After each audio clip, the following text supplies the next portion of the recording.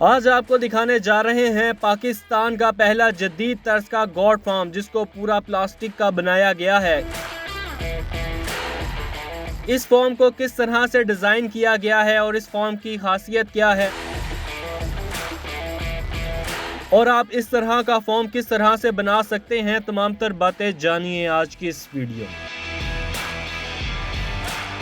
अस्सलाम वालेकुम नाज़रीन, मैं हूं आपका मेज़बान एहसन ज़फ़र और आप देख रहे हैं पब्लिक न्यूज़। नाज़रीन, इस वक्त मैं मौजूद हूं जदीद तर्ज के गॉड फॉर्म में, जिसका फ्लोर पूरा प्लास्टिक का बनाया गया है। अगर आप भी अपने घर में इस तरह का सेटअप लगाना चाहते हैं तो इसकी कॉस्ट क्या आती है और आप किस तरह से लगा सकते हैं, जो इस फॉर्म को ऑन करते हैं उनसे बात करते हैं और उन्हीं से जानते हैं।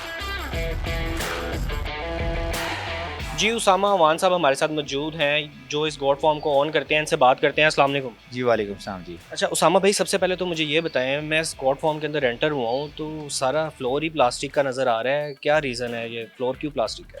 ये फ्लोर प्लास्टिक का बेसिकली गोट्स के लिए हमने एक एलिवेटेड फ्लोर बनाया है और इसके ऊपर जो फ्लोरिंग की है वो सारी प्लास्टिक की है जी।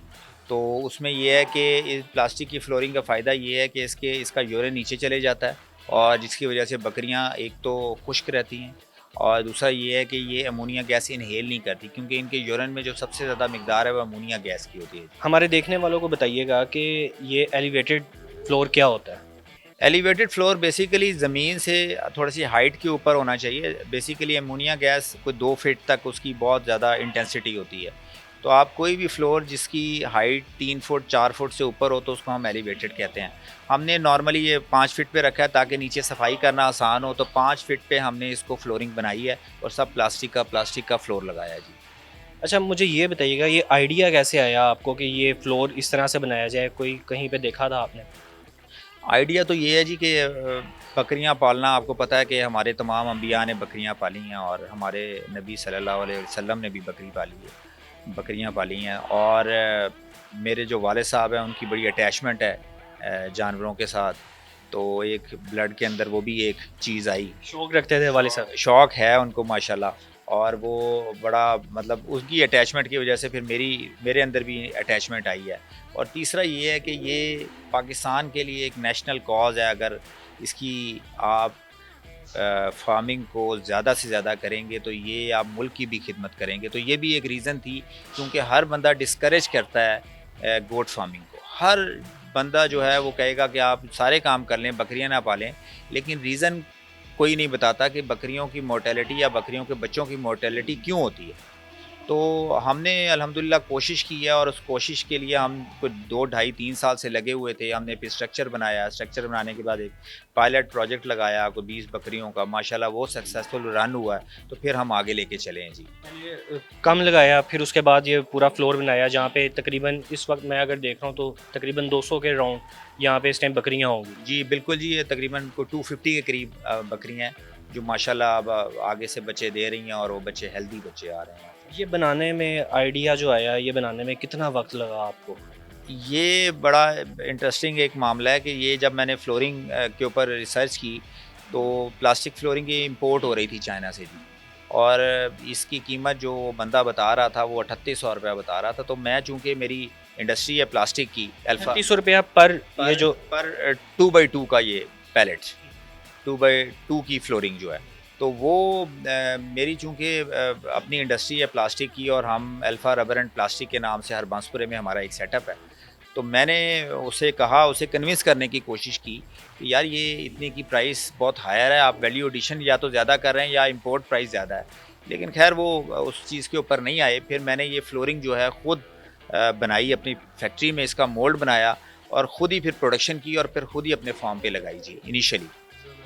अच्छा मुझे बताएं, यहाँ पे बड़ी सफाई नज़र आ रही है और कोई स्मेल भी नहीं आ रही, इसकी क्या रीज़न है? इसकी रीज़न यही है कि जी ये सारा इनका यूरिन नीचे चले जाता है। नीचे जो हमने बिल्कुल टेपर तरह का फ़र्श बनाया हुआ है वो ऑटोमेटिकली इनका यूरिन ड्रेन आउट हो जाता है, तो हर चीज़ साफ़ सुथरी रहती है। और आप देखें बिल्कुल भी किसी किस्म की कोई स्मेल नहीं है। हमने एक क्रॉस के अंदर इनके वो बड़े सारे शटर्स लगाए हुए हैं। वो शटर्स हम जब दिल करे नीचे कर देते हैं और जब सर्दियाँ होती हैं तो ये टोटली एक कंट्रोल शेड जैसा माहौल हमने कोशिश की है इनको दें।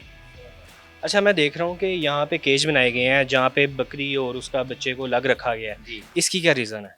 इसकी रीज़न ये है कि जी जब आप लार्ज स्केल पे जाते हैं और फार्मिंग करते हैं तो मैनेजमेंट आपके लिए बड़ी डिफ़िकल्ट हो जाती है। आप कितने लोग रखेंगे जो बकरियों को पकड़ेंगे और उनके बच्चे दूध पिएँगे। तो जब इस सारे सिनेरियो को देखा तो फिर हमें हुआ कि बकरी को बच्चों के साथ रखना चाहिए। एक तो सर्दी के मौसम में बकरी जो है, बकरी के बच्चे जो हैं वो सर्वाइव करते हैं अगर वो बकरी के साथ रहें। अगर अकेले रहें तो उनको सर्दी ज़्यादा लगती है। दूसरा ये है कि जो अपनी फ़ीड की रिक्वायरमेंट है, जो मिल्क की रिक्वायरमेंट है, वो खुद ब खुद पूरी करते हैं और किसी बंदे की ज़रूरत नहीं है। वो खुद पीते हैं, जब उनका दिल करता है वो उनके पास अवेलेबल होती है उनकी माँ। अच्छा, मैं देख रहा हूँ यहाँ पे ऊपर जाने के लिए भी बकरियों के लिए एक रास्ता बनाया गया है। तो ऊपर क्यों, क्या रीज़न है उसको रखने की? ऊपर जाने का रीज़न ये है जी कि बेसिकली जो फार्म का टेम्परेचर है ये 35 डिग्री के अराउंड होना चाहिए। अच्छा, इसमें ह्यूमिडिटी लेवल का भी एक कॉन्सेप्ट है। जब जब आप जाते हैं जुलाई, अगस्त, सितंबर में तो ह्यूमिडिटी लेवल बहुत ज़्यादा हो जाता है नीचे। किसी भी जगह पे आपको पता है, आप शहरों के अंदर हो तो बहुत ह्यूमिडिटी लेवल ज़्यादा हो जाता है।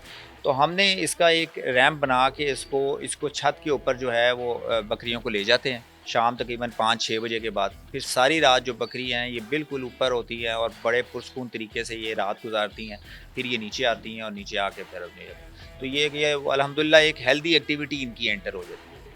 अच्छा, मैं अगर देखा जाए तो पाकिस्तान में अक्सर लोग लकड़ी को यूज़ करते हैं, तो वो क्यों नहीं यूज़ की, उसकी क्या रीज़न थी? हाँ जी, लकड़ी के पैलेट देखें, मैं वो कहता होता हूँ कि जब आप कोई काम करते हैं तो उसके आफ्टर इफ़ेक्ट्स 6 महीने के बाद जो आने होते हैं उनको पहले कंसीडर किया करें। लकड़ी के पैलेट्स आप रखते हैं, उनके दरमियान 6 महीने के बाद वो लकड़ी फूलती है तो इनका जो गैप होता है वो नैरो डाउन हो जाता है। उससे इनका यूरिन भी प्रॉपर नीचे नहीं जाते, इनकी पूप्स भी नीचे नहीं जाते, जिसकी वजह से फ़ायदा ही नहीं है, उसका मकसद फ़ौत हो जाता है। दूसरा ये है कि उसके कील निकल आते हैं, कील इनके पाँवों को डैमेज कर देते हैं बच्चों के। और कई दफ़ा जब ये गैप खुल जाता है तो बकरी का पाँव या बकरी के बच्चे का पाँव उसके अंदर चले जाता है, जिसकी वजह से उनकी हड्डी भी टूट जाती है। तो अल्टीमेटली ये फ्लोरिंग ही इसका हल है, इसके अलावा कोई अदर सॉल्यूशन भी नहीं है।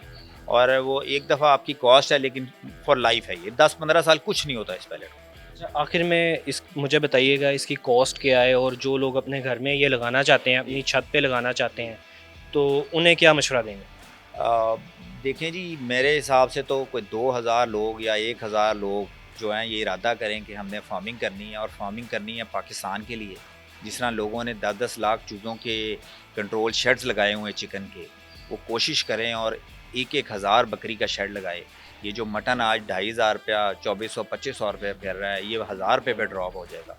तो उसकी वजह ये है कि ज़्यादा से ज़्यादा मीट हमें मिलेगा तो ऑटोमेटिकली डिमांड सप्लाई का गैप है, जिसकी वजह से ये प्राइसेस ऊपर जा रही हैं। आज चिकन 400 रुपये पे बिक रहा है, मटन 2500 पे। इतना फ़र्क तो नहीं होना चाहिए जी। अच्छा, मुझे बताएं ये फॉर्म कितना बड़ा है, कितने एरिया में बनाया गया है और इसकी कॉस्ट क्या आई है? अच्छा, इसकी कॉस्ट वेरी करती है क्योंकि आपने थोड़े स्केल पे करना है तो थोड़ा, लेकिन इसका जो स्ट्रक्चर है नीचे, ये वही स्ट्रक्चर है जो कि आप छतों के लिए लगाते हैं। जिस तरह इसमें जिसको कहते हैं कि टी गार्डर जो वो लगाते हैं, उसके ऊपर टाइलें रखते हैं, तो इसका स्ट्रक्चर वो है, लेकिन ये स्ट्रक्चर 2x2 का होता है। इसके अंदर 2x2 की फ्लोरिंग लग जाती है बिल्कुल, और प्लेट्स आपस में जुड़ जाती हैं बिल्कुल। जुड़ जाती हैं, ठीक हो गया। अच्छा, एक वक्त में यहाँ पे कितनी यहाँ पे बकरे और बकरियाँ रख सकते हैं आप? एक बकरी की जो आइडियल जो उसकी स्पेस होनी चाहिए ना, वो 16 स्क्वायर फुट होनी चाहिए। तो हमने उसी हिसाब से इनके केजेस बनाए हैं। अगर वो 25 बकरियाँ हैं तो 25 बकरियाँ फीड के ऊपर 25 आएँ आगे, ताकि जो उनका फीडिंग एरिया है, वो कोई बकरी ये ना हो कि वो फीडिंग एरिया के बगैर फिर रही हो। तो इसको इस लिहाज से डिज़ाइन करें। इसमें ईच एंड एवरीथिंग बड़ी साइंटिफिक है। उसकी रीज़न है, अगर फ़र्ज़ करें जिस तरह मैंने आपको बताया, फीडिंग पे उतनी बकरियाँ ही नहीं आ सकती और बकरियाँ पीछे रहेंगी, तो फिर तो ताकतवर बकरी आगे चले जाएगी, जो कमज़ोर होगी पीछे रह जाएगी और फिर वो नहीं फीड कर पाएगी, कमज़ोर हो जाएगी। आखिर में जो नाज़रीन हमारे देख रहे हैं, उन्हें कोई पैगाम देना चाहेंगे आप? बस ये है कि मैं तो उन लोगों से रिक्वेस्ट करूँगा कि कई दफ़ा कुछ काम जो हो हैं वो मुल्क के लिए भी करना चाहिए। ये फार्मिंग जो है ये बड़ा चैलेंजिंग काम है, हर बंदा नहीं इसमें आता। लोग डराते हैं कि जी आप बकरियों का काम ना करें, लेकिन आप इस काम को करें ये सोच के कि ये ज़्यादा से ज़्यादा प्रोडक्शन जब इसकी होगी तो ये इसमें आपका तो अपना फ़ायदा होगा ही होगा, इसमें मुल्क का भी फ़ायदा होगा। बहुत शुक्रिया आपका। जी, हमारे साथ उसामा अवान साहब मौजूद थे। इनकी गुफ्तगू आपने मुलाहिज़ा की। इसके साथ ही अपने मेज़बान एहसन ज़फ़र को दें इजाज़त। अल्लाह हाफ़िज़।